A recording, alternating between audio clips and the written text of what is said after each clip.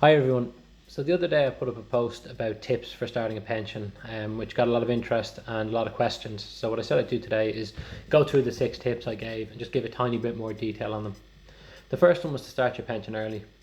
I know for a lot of people who've just started their careers or a few years into their career, you're not really thinking about planning for retirement. But it is really important to think about it and start doing it as early as possible.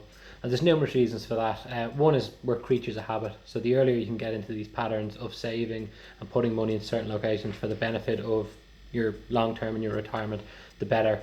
The second, among many, is compound interest. So pension returns grow tax free while they're in there.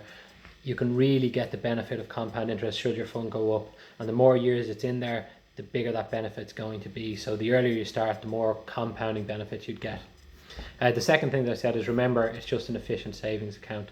So I did another video on this before, but the general idea is there's tax relief in terms of funding a pension, growing your pension, and taking money out of your pension. It's just a savings account. I think a lot of time people think of a pension as an additional expense. It doesn't have to be. If you want to add additional money into it, by all means do, but if you don't feel you're in that position, it's just a savings account. So maybe some of the money you're putting into your savings account goes into your pension instead.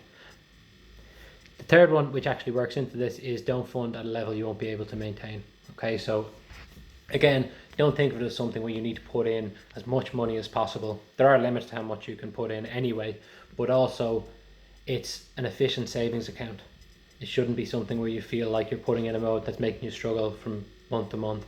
Put in what you're comfortable with.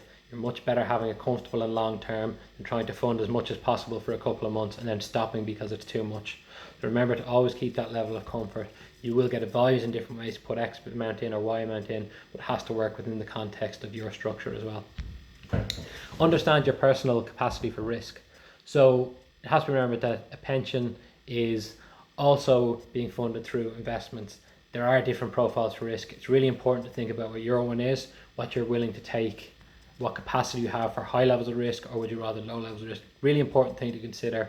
Again, it goes back to the idea of comfort. You want this pension to be funded for the long term for you, and if you're not comfortable with capacity of risk, it's probably not a good idea to go with that pension. It's likely that it won't last too long. Seek advice on the best pension option for you.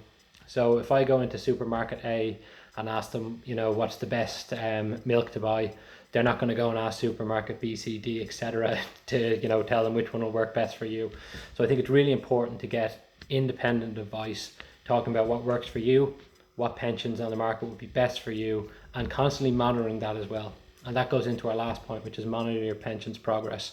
I think, for some people, they'll start funding their pension and then that's the end of it and they're not worried about it going forward.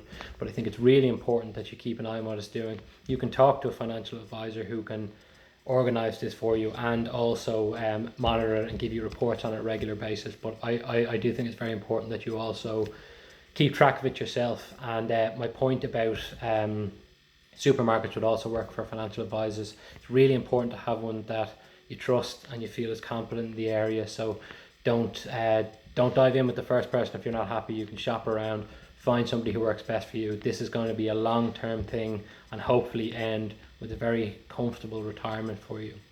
Thank you.